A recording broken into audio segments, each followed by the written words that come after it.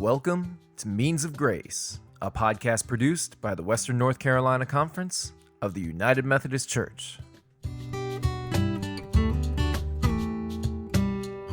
Hi friends, this is Kim Ingram from the Western North Carolina Conference of the United Methodist Church. Thank you for joining us for this episode of the Means of Grace podcast. Today we're talking with three of our clergy about adaptive leadership. Chris Westmoreland joins us, having served 21 years in ministry, over 3 appointments. He's currently serving at Longs Chapel United Methodist Church in Lake Junaluska as the lead pastor.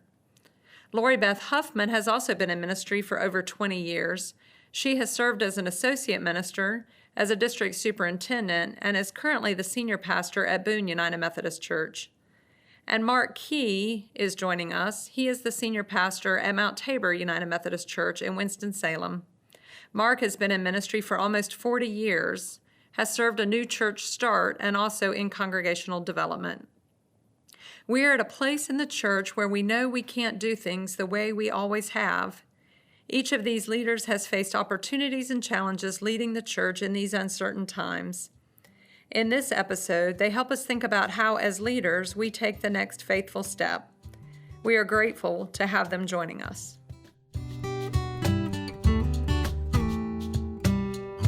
I'd like to welcome you to the Means of Grace podcast, a production of the Western North Carolina Conference of the United Methodist Church. I am Jesse Innes. I am the Director of Communications for the Leadership Development Team of the conference.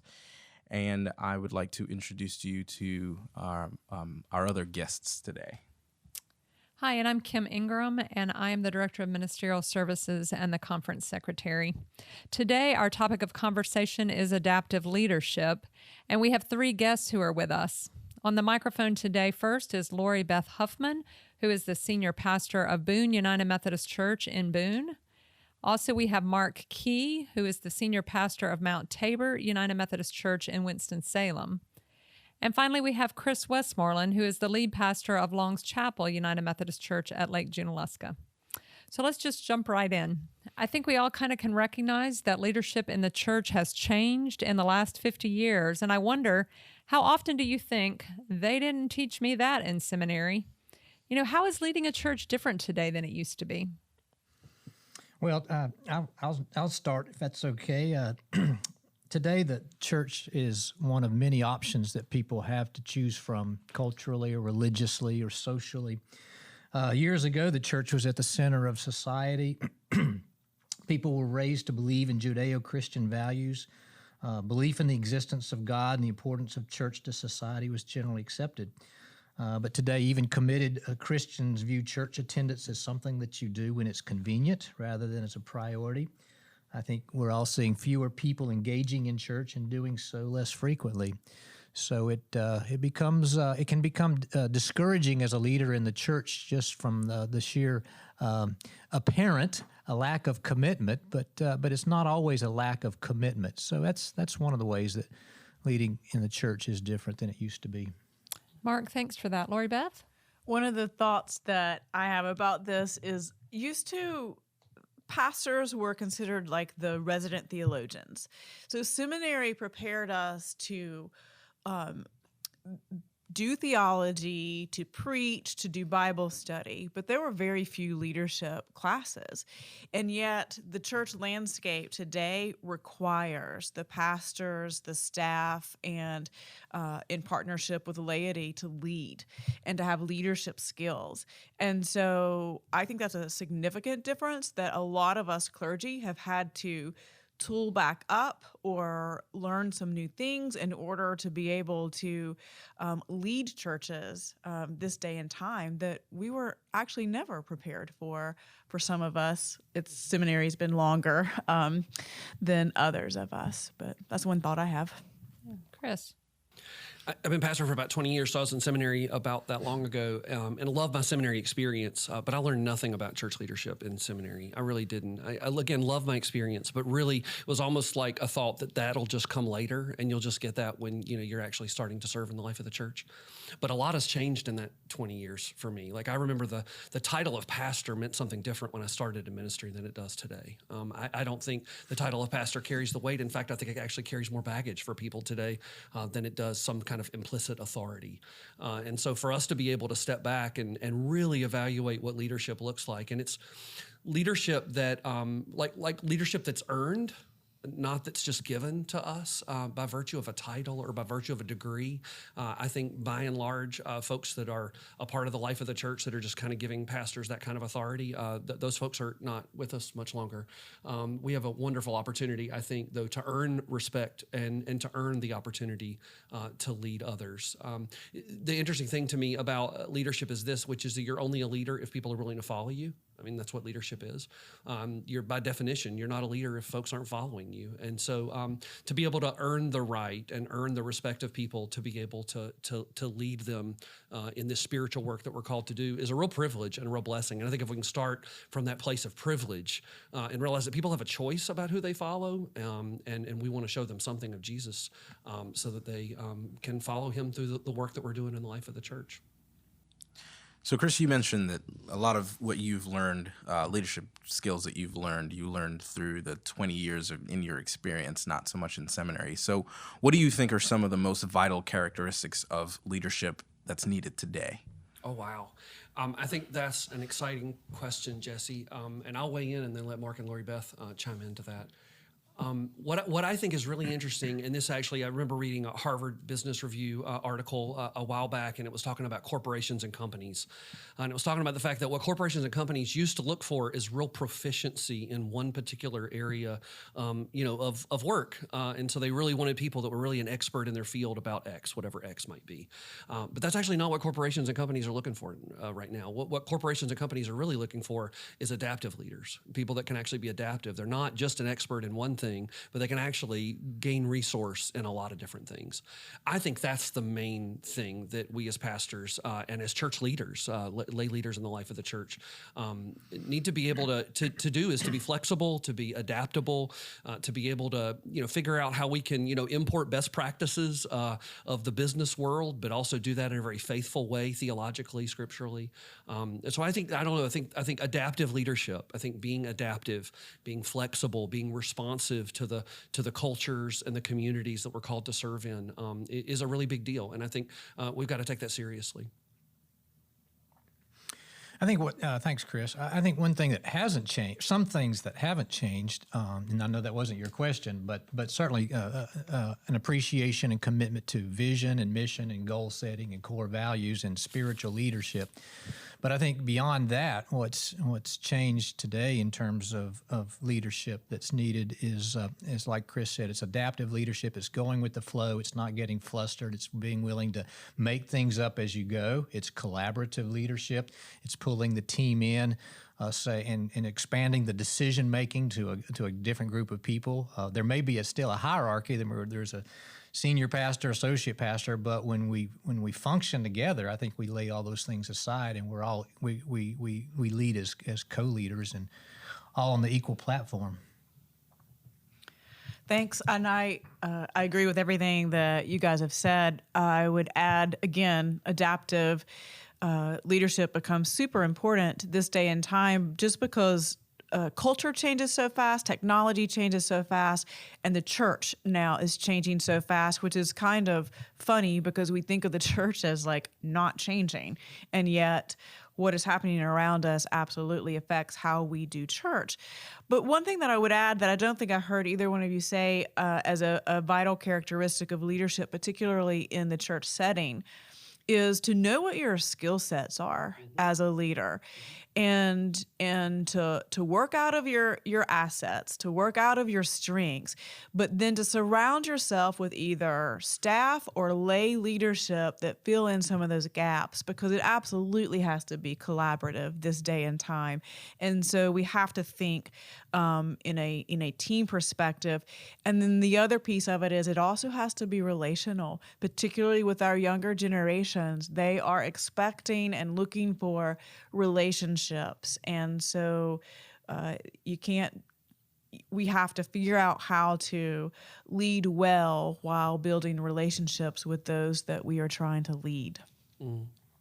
And the only thing I want to add to that too is I'm thinking about all the good stuff that you guys have shared too. Is I remember one time I was getting ready to do a funeral, and it was for a funeral of our church council chair in my first church, and so I was incredibly close to him. It was a very tragic death, and I remember I was just in pieces before the funeral. I mean, just literally just incredibly emotional. And I remember there was that church had some retired pastors in it. And I remember it was Jim Gillen, who's a retired pastor in our conference.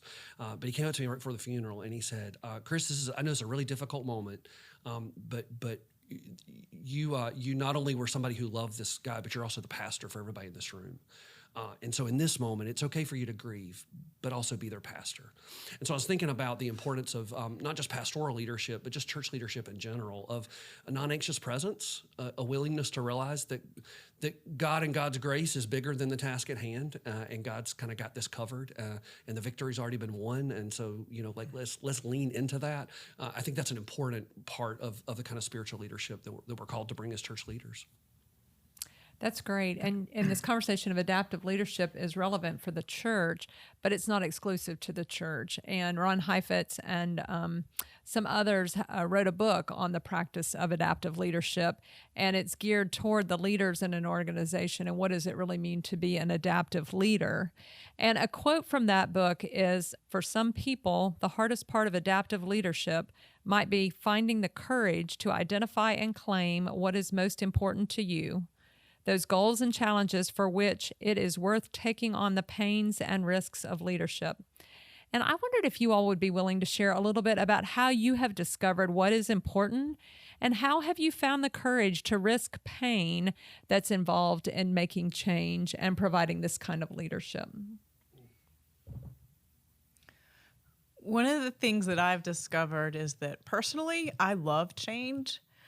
I'm wired for it, and so it comes easier for me. And yet, for most folks in the life of the church, that is not the case. And so I've really had to be much more mindful of that. And this quote is so interesting because you do have to hold the tension of what do you powerfully believe in? What have you prayerfully discerned? What are the needs that the church needs to respond to, or the changes that need to happen in order to stay vital and not either begin to be in decline or stay in decline, versus people being risk averse, change averse. We've always done it this way, and to become the lightning rod for trying to instigate the changes.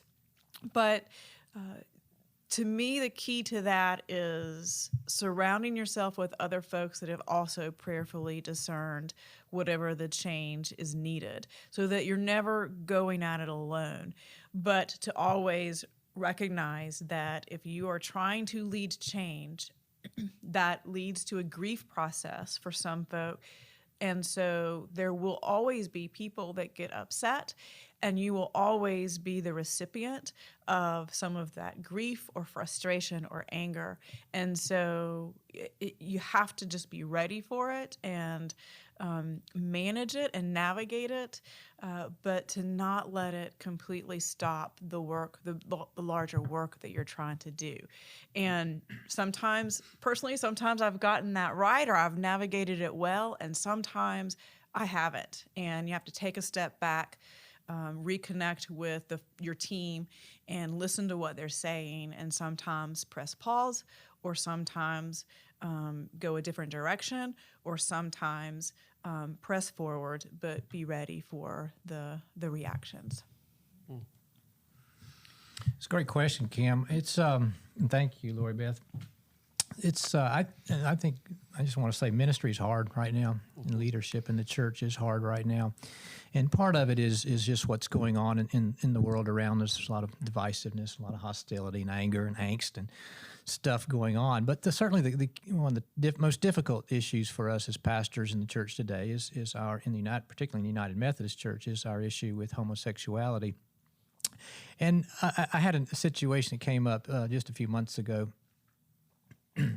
where a layperson really asked me that question. It says, Mark, is this an issue that you're ready to take on? Because we had decided that we were going to talk about it in the larger context of the church. And you have to pick your battles, and I'm not willing to fight all the battles, and there are certain things. But it did come down to me having to make the decision: is this something that's important enough for us to take a stance on and to go in a direction of, even though the casualties could be high and there could be great cost, and it would be hurtful and painful. So yeah, I think we're all of us are every day having to make decisions on a micro level of what's most important for me to do this day. But at a macro level, a church leader has to decide: is this mission, is this cause, is this goal, is this something that I need to get behind, regardless of the casualties, or at least be ready to accept the casualties or the cost that it may take. So, Mark, can I ask you then, that takes some courage, and you have a lot of experience in ministry, and I wonder if you could draw on some of that and help people who might be newer in ministry have some idea of, over time, where does that courage come from, and are there practices or certain things that you've done to help you get to the place to have the courage that it takes sometimes to make the hard decisions? First thing is, remember, courage is not the absence of fear, is it? So you don't have to say, well, somehow I have to get to a place where I don't have fear. Courage is just the willingness to stay true to the cause that you have given yourself to, and to keep pushing forward. And when you fall, you get back up. And when you make a mistake, you come back and apologize if that's what's needed. I think you just put your hand to the plow. You keep moving forward. You trust that at the end of the day, it's going to work out. It takes a lot of faith. It's a constant reminder that I'm not doing this in my own strength, and that somehow I'm planting the seeds, and God's going to bring the harvest at the end of the day.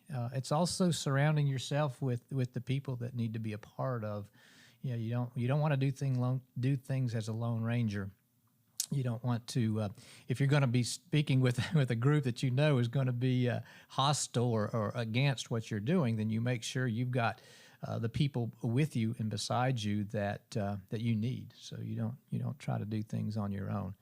And then I think at the other situation is that you always say, am I the best person in this particular setting, or is there someone else that may be able to articulate to this group? So we don't feel like we're always being the vanguard for an issue. One way to have the courage to take bold steps is to be clear about what your vision and mission is. Because if you're clear, if your team, if your church, if your leadership, if you've done the work to get clarity on where it is God is calling you to go, and what is it that God is calling you to do, then it becomes more apparent what steps need to be taken, and they align with vision and mission, as opposed to being someone's agenda or just someone's desire to do this crazy new thing in the life of the church. And that is much more difficult to lead folks to do.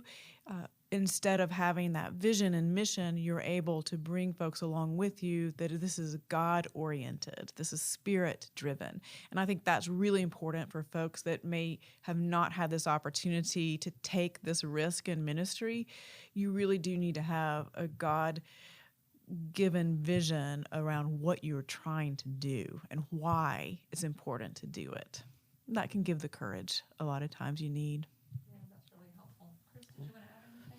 The only thing I would add, I love everything that's been shared. The only thing I would add is leadership and discipleship, even in following in the way of Jesus, teaches us something really important, and that is that there always has to be crucifixion before the resurrection.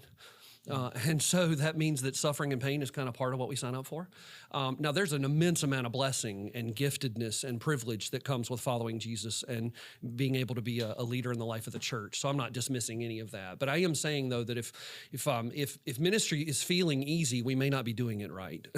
It's important that we be willing to lean into the more difficult places. And that is crucifixion, and that is pain, and that is suffering. But Kim, one of the challenges that I think, and I have to ask myself this, not every day, but like every several days, every several weeks, do I care enough to make the hard decisions? Do I care enough to invest enough to feel the pain on behalf of the congregation that I'm serving and the denomination that I'm serving in? Do I care enough to embrace some of that pain and be willing to absorb some of that to be able to lead in a faithful way? Because sometimes that leadership calls us to make difficult decisions. I got into this work as a people pleaser, and ministry kind of beat a lot of that out of me because I had really had to make the decision: am I really called to please God and be faithful to God in this, or am I really signing up for this just so that people will like me and like what I'm doing? And the first several years of ministry, I almost burned out because I was trying to please everybody. I was trying to please everybody in all the wrong ways.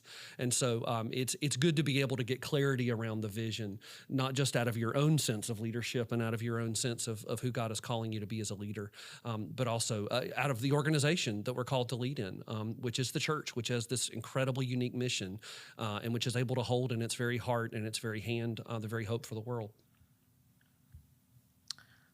So just a follow-up question to that.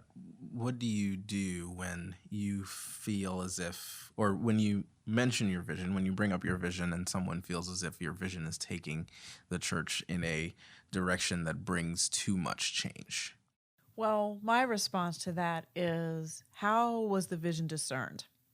Because if the vision was discerned in a collaborative process, that the time was given to it, other folks were involved in it, leadership has blessed it, congregation has bought into it, before you ever even start implementing it, then folks shouldn't have that kind of reaction, because there have been opportunities all along the way in your visioning process for people to get buy-in, to speak to it, to get excited about it, to react to it, so that by the time you are ready to get official blessing and start implementing, then folks they've already made that decision. I'm all in, or this church may be heading in a direction that is not aligned with my hopes and desires. But again, because it's a collective work that is done, that is not a response to one person or one leader. And so hopefully you don't get into that position where folks feel like, wow, you're going rogue with us and we don't want to follow. So it's collaborative, and it's a journey to Right, getting it to takes that time. goal. You don't sit in a room, with a group of people and say, all right, today we are going to figure out our vision. And 3 hours later walk out and say, hello, church, we now have a new vision. Any vision that's worth its salt, you'd absolutely have to invest the time and discernment into it.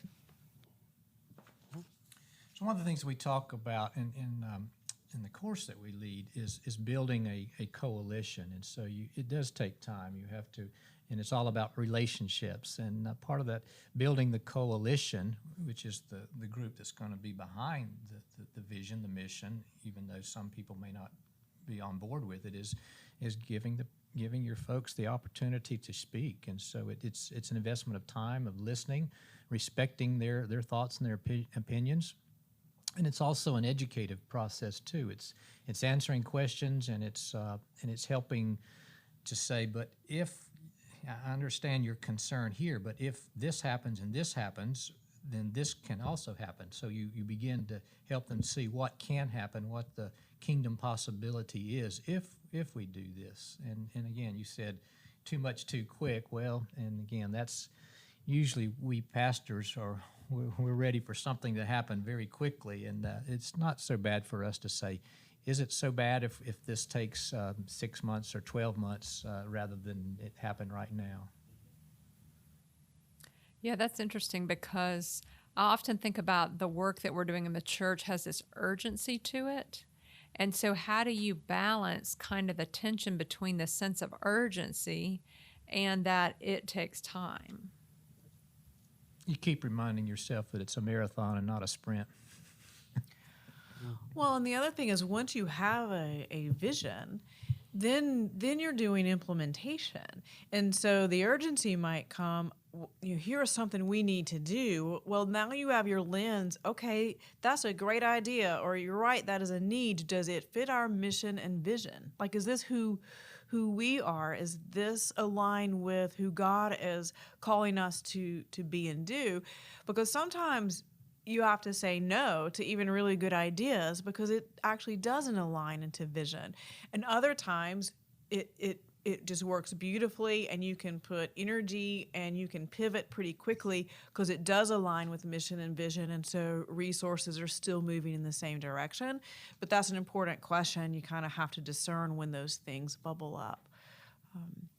And sometimes things happen that are maybe more of a crisis or a problem, and you have to stop as a church and figure out, like, how do we deal with this? Because this will derail us if we don't tend to that problem, and that becomes urgent. That you have to deal with it.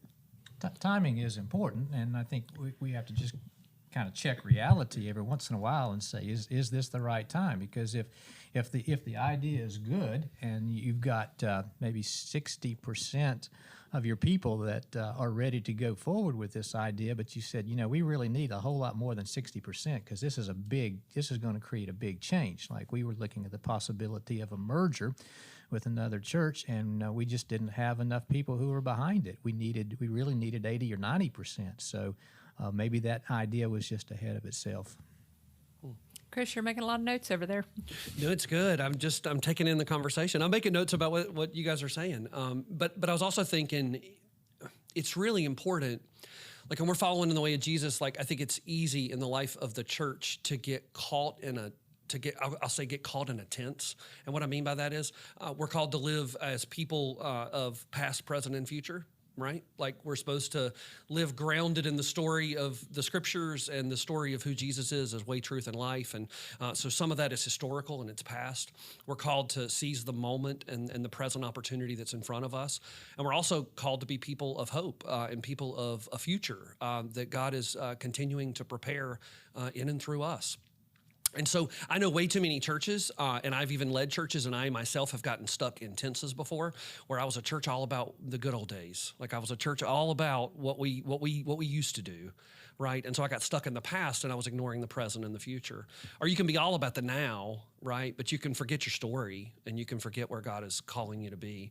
Or you can be all about the future, but you miss the moment of the opportunity of now. And that's why I think leadership, and most specifically adaptive leadership, I think it's more of an art than a science. I don't think it's some formula that you can put up on a wall.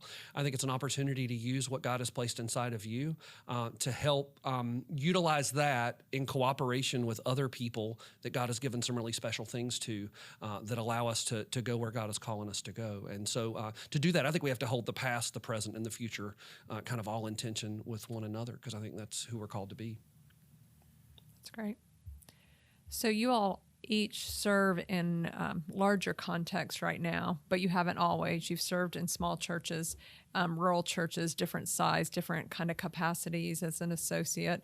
Can you talk about adaptive leadership in some different contexts, and maybe specifically, I think we have some listeners who probably are pastors or leaders of smaller churches. Talk a little bit about what adaptive leadership looks like in those contexts. I like to think the principles of adaptive leadership are going to work in any size church.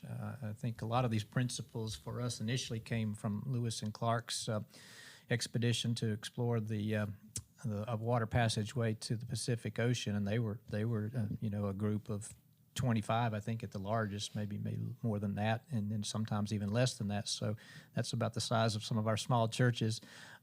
But generally, I think, regardless of the size church, there needs to be one thing that church is known for significantly in the community. That this is the church that delivers pies to people when they're in distress or going through hard times, or this is the church that does something else missionally, and so but the adaptive leadership is still applicable. That you have to get people on board. You have to be when things don't work the way that you anticipated them to work. You go back and you think you come up with a different plan of action.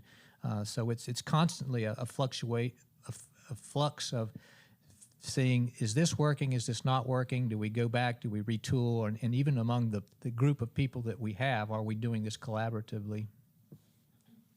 I was thinking about I've served as a youth pastor before in a couple of churches before I became a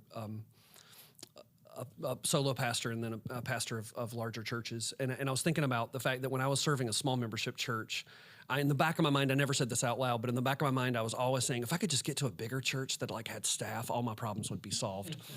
And now I realize, now that I'm serving that church, that's not the answer. Every church has its strength. Every church has its giftedness. There are things that a small membership church can do that a larger church cannot do. There are things that a larger church does that has a different capacity than a smaller membership church. So to me, it's not about a right or wrong thing, right or wrong size. It's about being the best that each of us can be to the glory of God. And as I think about that, I do think different kind of leadership is required in those different settings. And I think it's a real gift and a real opportunity as I'm thinking about smaller membership pastors and smaller membership church leaders. There's a real agility in the small membership church where you can turn things even sometimes quicker because you're not moving like a big ship, but you're moving sometimes like a motorboat, and you can actually turn it quicker and move it quicker. Now, sometimes those churches are kind of steeped in their own history and they've been existing for a long time, and there are a couple of leaders that are really critical to either helping that church live into its vision or standing in the way of a church living its vision. So I'm not idealistic about that.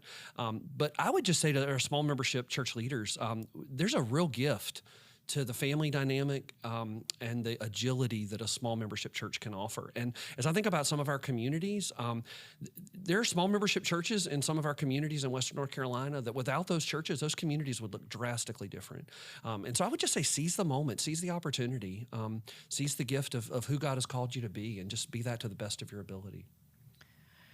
So I'm probably going to sound like a broken record because, and on our team, I'm like the vision cheerleader.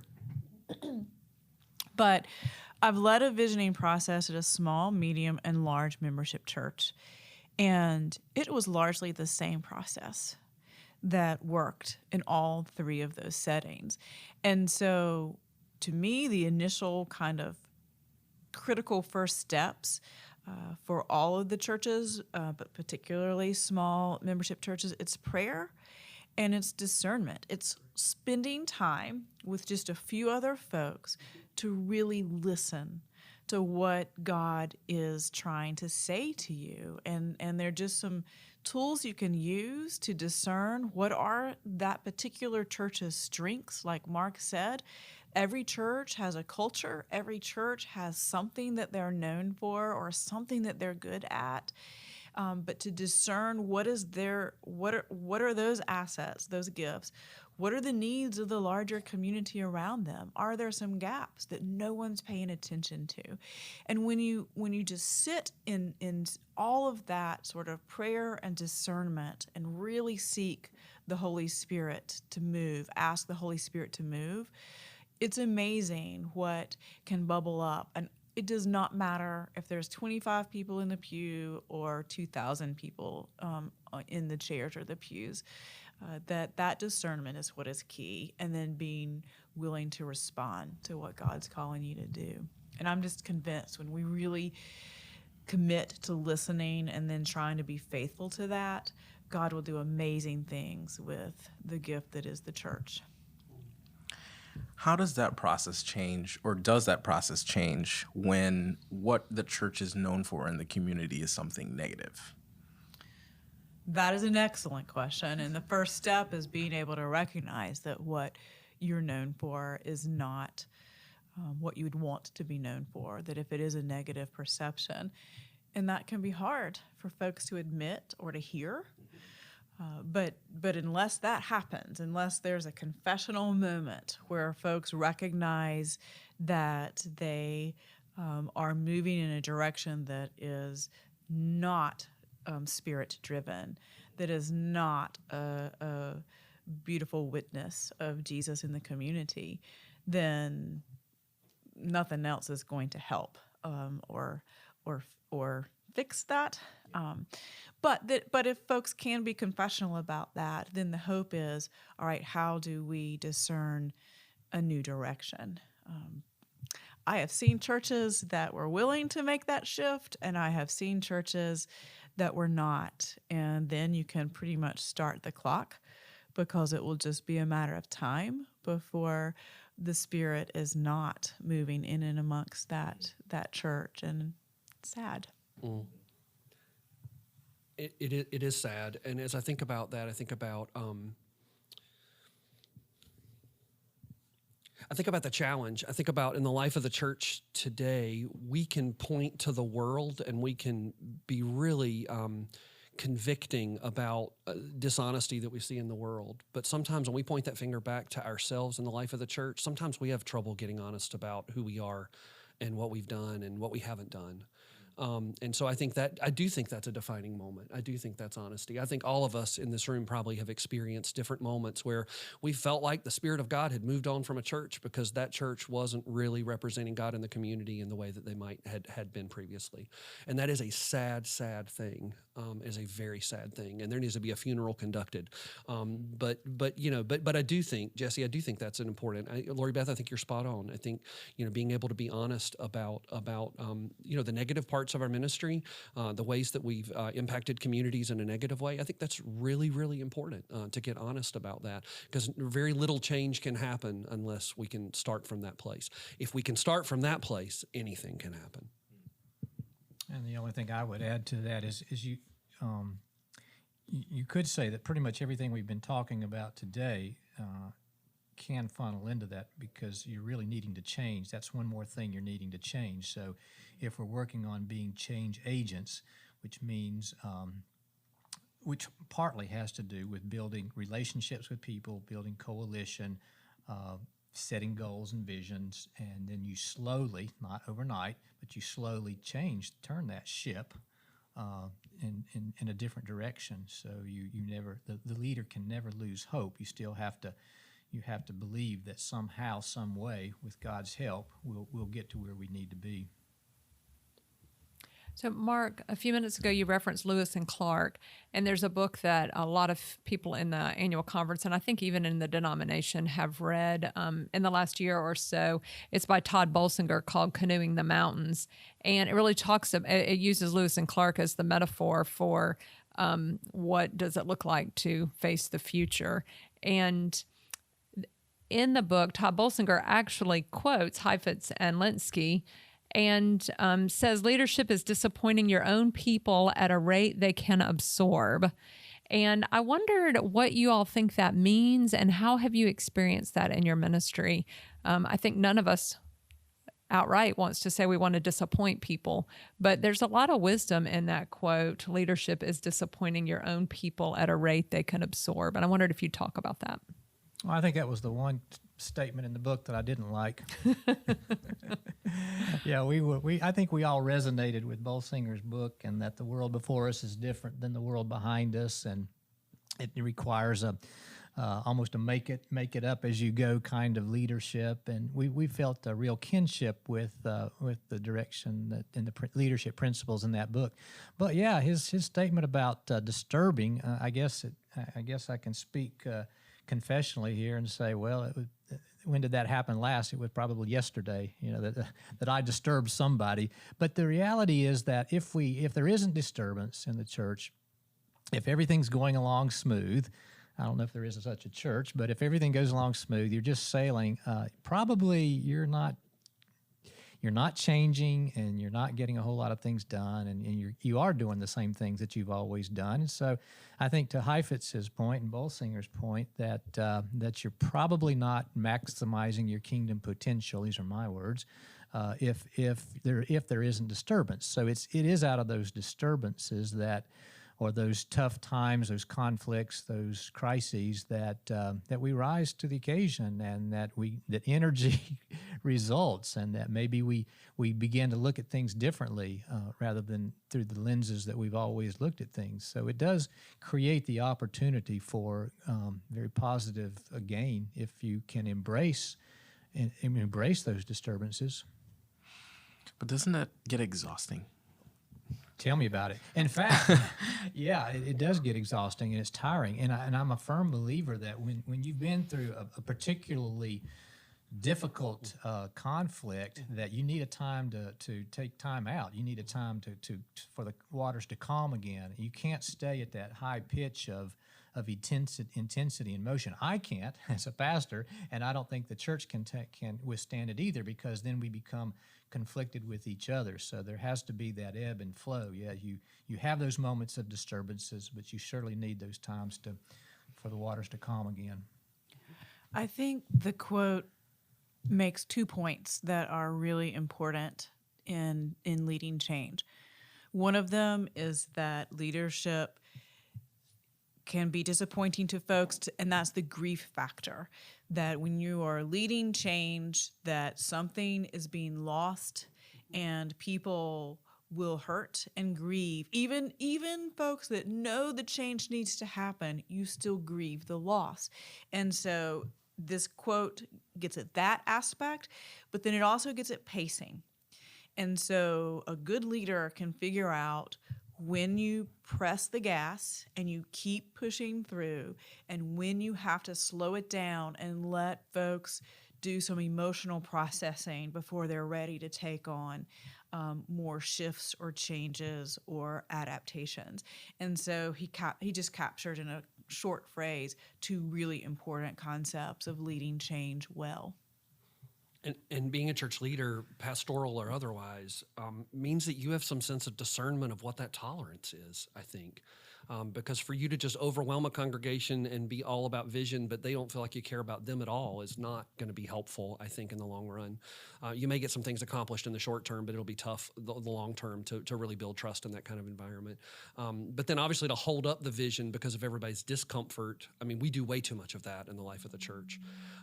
So I think about that phrase, that ministry is about, it's about comforting the afflicted, and it's about afflicting the comfortable. And the fact that we are called to do that. We are called to be, kind of that agent.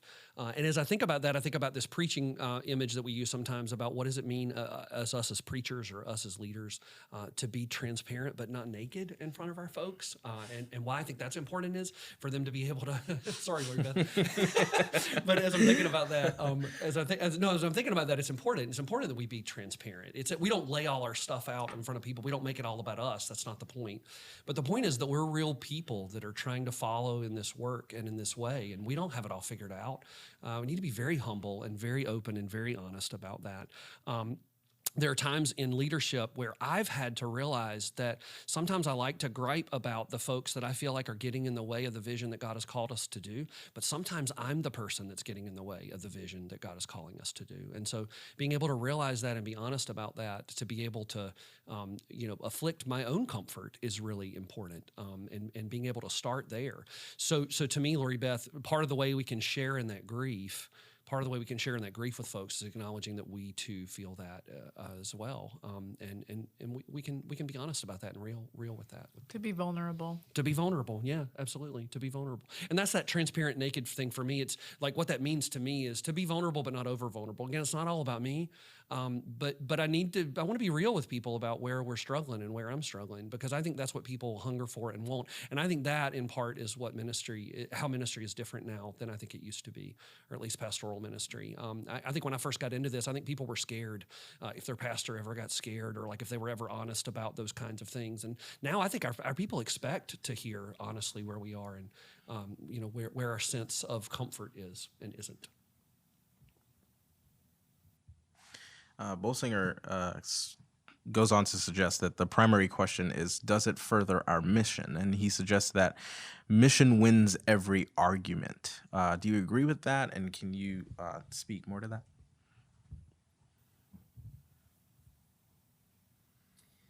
I don't know if wins every argument, but it certainly does bring us back on task. I think if there's clarity about the mission, then we can give some more importance and less importance to the other things that we go through, and so it ends up becoming a unifying factor for a congregation. Is that clarity and agreement upon what the overall mission is. I think there's a lot of frustration among pastors today and church leaders when we see the things that are seemingly more trivial becoming the issue, and we just wish, gosh, why can't we keep the main thing the main thing? Why can't we agree upon the overall mission of the church? So the greater degree to which there is agreement upon that overall mission, in a sense, I guess, subtly does win the arguments, ideally. I was just going to add two things to that. Number one is that I think about the times in ministry where I have died on the wrong mountain. I died on the wrong mountain because I was fighting a battle, but the real battle that needed to be fought was a couple mountains away, and I wasn't there fighting it because I was fighting the wrong thing. And so as I think about that goes back to that discernment piece of really getting a sense of what the main thing is, and then obviously getting some shared understanding of what the main thing is. Because if we can really agree on what the main thing is, we can completely invest and give our whole life towards it. But when we have 10 different ideas of what the main thing is, we're probably going to move sideways. And I think in the life of the church, we tend to just have way too much sideways energy that kind of carries us sideways. Lori Beth and I just got back from a trip with the Reynolds Lead Academy to the UK. And what was interesting is to see, the UK probably they're in very much a post-Christian world, and to have 5% of the population of the UK that actually engages even nominally in church. Much smaller percentage of folks that are actually actively following Jesus. But what's interesting, though, what I thought was so interesting is that they can't afford to reduce the gospel to any one social issue in the UK. That's what I saw about the parts of the church and the life of the UK that seem to have the most vitality and the most life, is that they can't afford to get caught up in any one battle that isn't the ultimate gospel, because they are so passionate about how can we share the love of Jesus with everybody, because not everybody knows that Jesus loves them. And so the parts where I saw in this kind of post-Christian world of the UK, but the parts where I saw the most vitality and the most life are folks that were really clear about the fact that the gospel mandate is to share Christ's love with everybody. There's no asterisk about that. There's no qualification about that. We're called to share God's love with everybody. And if we can keep that the main thing, I really think there's nothing we can't do. If we can't have that be the main thing, I'm concerned about us getting anything accomplished.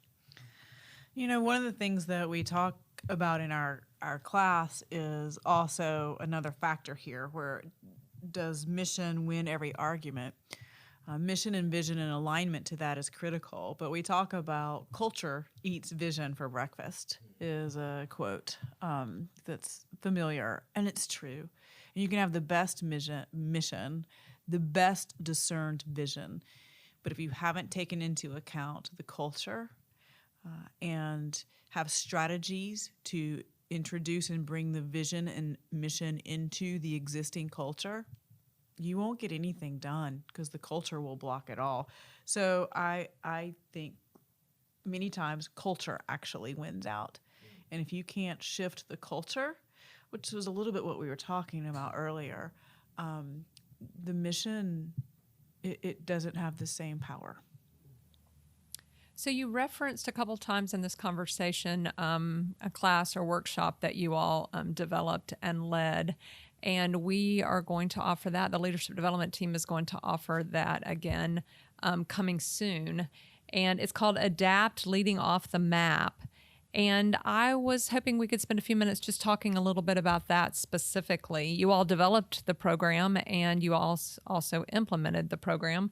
And I wondered if you could talk about the leadership event and how does it differ from other leadership events? Well, first of all, thanks to you, Kim. Kim, you invited the actually it was four of us to attend the Dale Carnegie Leadership Immersion course, year and a half ago. And so I think one of the unique things about this course is that it does embrace some of the important principles that Carnegie uses in training leaders corporately and all kinds of institutions and organizations. But then we were blessed. You gave us the freedom to create a curriculum that embraces a lot of leadership classes, courses that we've all been blessed to be a part of through the years. So we kind of blended all of that together. We created a curriculum that's a course that's spread out over time. We've spread it out over 4 months, 4 different sessions, including an overnight retreat, which gave us a more relaxed environment with a little bit more time to go into depth. In this course, we've used some tools that Chris was familiar with, the Strength Finders, and another instrument to which a lot of us are familiar with is the DISC personality profile, workplace profile. So we're helping pastors and church leaders to understand their strengths and gifts and their workplace behaviors. We also recognize the importance of working collaboratively with the laity leaders in our church. And so one of our sessions brings lay leaders into our time together. One of the things I love about it is active leadership, active learning. And so we imagine it like a toolkit or a toolbox, and we provide a lot of different tools that folks can figure out what is most helpful. Some people might need the hammer, others might need the screwdriver, and so they can choose which of the tools are most effective to their setting and their church's needs. But then we give them ways to help begin to put those into practice. We have a coaching component. I know like every leadership program has a coaching component. But for us, it's really important that folks learn content and then have a way to begin to develop steps to implement at whatever level that might be. And so that contact between sessions helps folk organize their thoughts and identify those next steps. And so active learning is a really important piece of it. And the other thing I love about it is it really is adaptive. People can come from a variety of contexts, church sizes, and different varying places of that leadership spectrum, even visioning, like the visioning spectrum. And they're going to get tools that they can use wherever they are. And that, to me, we hoped that would be the case, and it ended up being the case when we did it the first year. And I think that is great because people can learn from each other, but they also don't feel like, well, that doesn't apply to me. There's something at each session that applies to all of the folks. And I'm thinking about one of the sessions, just to add a couple things. I think about one of the sessions that Lori Beth helped develop and helped lead related to vision. And just an example of that, there are a lot of churches that have a lot of great ideas about what they're called to do, but they have no execution ability to carry through with any of that. We have other churches that are great doers, but they really don't take time to listen to God to get a sense of what the bigger thing is that they're called to do. I love the balance and the tension in this adaptive leadership opportunity of, yes, there's discernment, there's a vision process, there's those kind of things. But then there's also real specific tools that we have, and how do you develop a team, and how do you build a team and align resources around this big thing that God has called us to do. So the execution piece, I think, is huge. The piece that, like a lot of us that get into pastoral ministry, we get into pastoral ministry because we feel like we're called to serve God, and then we realize that serving God means we're called to serve people. And so sometimes we don't know what to do with that. And so that was important that in this time we spend some time actually reflecting on what does it mean to, as the scripture says, equip the saints for the work of ministry. Like that's really important work that we're called to do. And so how do we do that? I'm really excited about that. I would also, the other thing I would add that I really gained out of this experience too, is that being in ministry, whether you're a church leader or a pastoral leader in the life of the church, can be lonely work. Like we can feel very isolated. We can feel very lonely. We sometimes feel like that the challenges that we're experiencing, we're the only ones that are experiencing them. And so what I really loved about this group that formed last year and that we'll have an opportunity to do again is this community that got built where people were able to share their heart, their struggles. They were able to share what worked well, but what didn't work well. And they were able to kind of be present for each other in a significant way. So I think when you can build that kind of community around some really good curriculum and some really good best practices, I think the recipe is there for God to do something really special with it. And maybe another way to even say what you're naming is pure learning. Like they shared and learned from one another. We are not the experts on this, but we were able to facilitate and to provide some tools and give space for conversation and for other people's learnings. And that was another really beautiful thing to watch, is they could share and learn from one another, and we empowered them to bring their own experiences and learnings into the conversation. So it seems like you all have really different gifts. What was it like to work together? So, Kim, that was really one of the interesting things we figured out early on. Even though we all knew each other, I don't think the three of us had ever worked on anything specifically. And we have very distinct gifts and graces. And we discovered that they worked together really well. So, Chris, what would you say is Mark's gift that we figured out? In addition to being, like, for some of us, a mentor in ministry, Mark is just this rock of faith. And so what a gift. And so it was not uncommon that he would kind of ground us in devotion. He would remind us of how this principle that we were talking about, leadership, related to a biblical story or a biblical character, and just making those connections was a really important part of his gift. And he also cared for people in the class. If he knew things were going on, he was our pastoral care. He kind of pastored the room, didn't he? He did. Yeah. He did. All right, enough about me. And then there's Lori Beth, who was just the administrator extraordinaire. She took care of the pieces. When we would spend about a whole day together just planning each session, and she came with the notes. She told us what we needed, didn't she, Chris? Chris and I would have floundered this thing well, but she really brought the gift of administration to our group, and just she's so smart, so wise. And then there's Chris. Chris kept the party. He kept the life. He was the life of the party. He just, if things were getting kind of at a low, I mean, with these sessions would go on for all day long, and when Chris gets up there, man, and the energy level of the group goes up, and he's funny, he's engaging, and he's just very inspirational.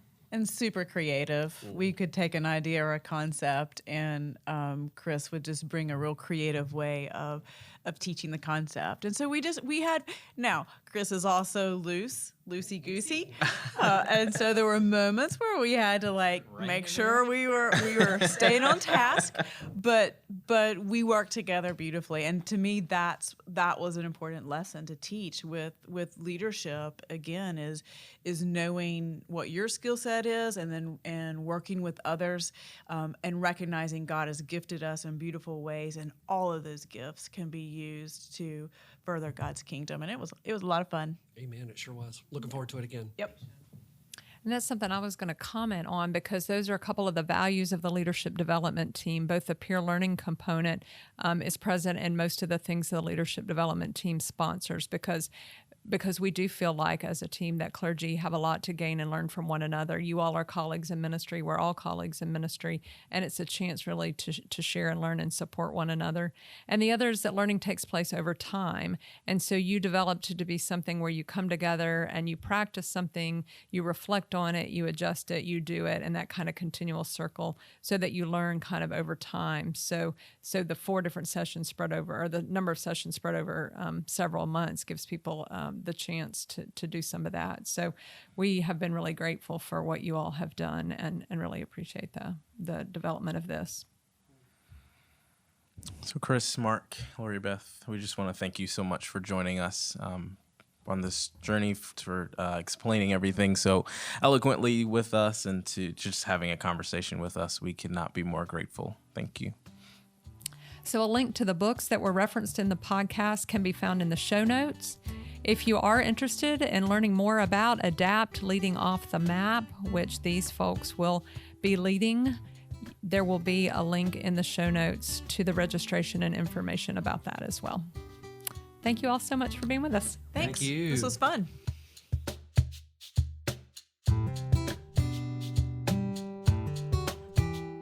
Thank you for listening to Means of Grace, a podcast produced by the Western North Carolina Conference of the United Methodist Church. We hope you've enjoyed listening to these podcasts and use them as a way to stay connected to our community. Remember to subscribe to Means of Grace for free on Apple Podcasts, Spotify, or wherever you get your podcasts. Please leave us an honest rating and a review. It helps others find this podcast. Follow the WNCC on Facebook, Instagram, and Twitter at WNCCUMC. That's WNCCUMC. Have questions, comments, or an idea for the show? We want to hear from you. Email us at info@umcwncc.org or reach out through social media. Means of Grace is produced by the Western North Carolina Conference of the United Methodist Church and Gojo Studios.